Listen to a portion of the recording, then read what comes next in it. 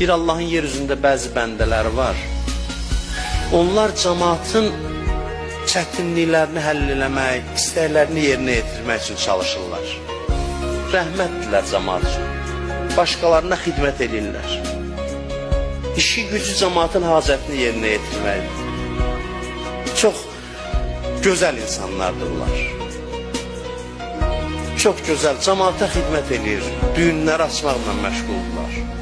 Maddi düyün, mənəvi düyün, başını aşağı salıb öz qarnının, öz ailəsinin, öz balasının dərdi ilə yaşamır ancaq. İnsanlara xeyir vermək istəyir, zövq alır belə həyatdan. Başqalarının düyününü açmaqdan zövq alır. Buyurur ki, belə adamlar var. Ondan sonra buyurur ki, humul aminun yevməl qiyamə.